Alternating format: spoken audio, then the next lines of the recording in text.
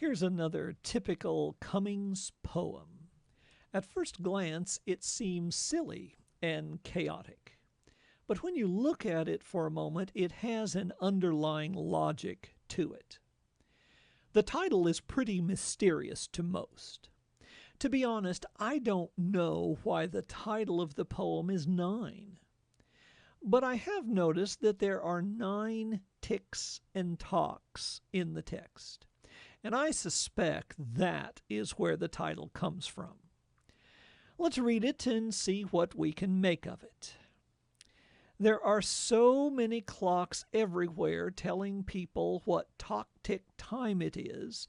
For tick-tick instance 5 talk minutes talk past 6 tick. Spring is not regulated and does not get out of order, nor do its hands, a little jerking, move over numbers slowly.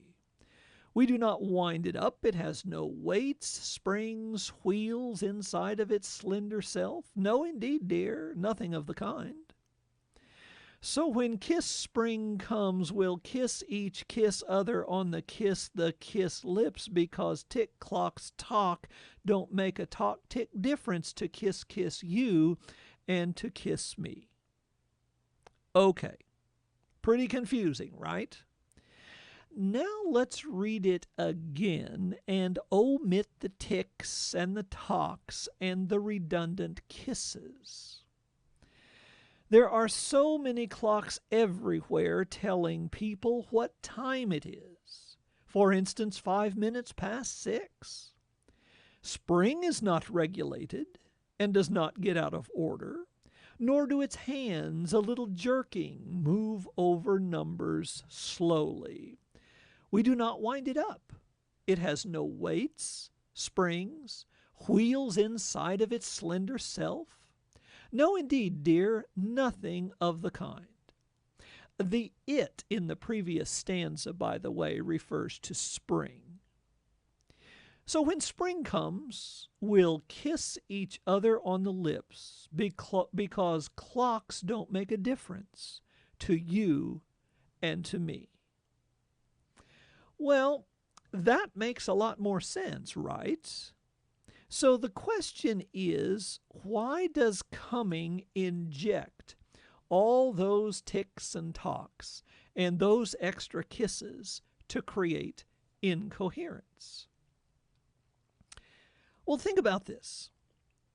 The point of the poem is that man's idea of time is artificial. The only real time is nature's time. When we live by a clock, by man's time, our natural sense of timing is disrupted. Well, all of these ticks and talks represent man-made time. They disrupt our lives, just like they disrupt this poem. When we live by the clock, we can't get into nature's flow. Just like we can't get into the flow of this poem with all of those ticks and talks. Okay, well, that explains all the ticks and talks. What about those extra kisses? If the ticks and talks represent artificial, man-made time, kisses represent love. And the point, I think, is that love can't happen naturally when we allow our lives to be governed by a clock.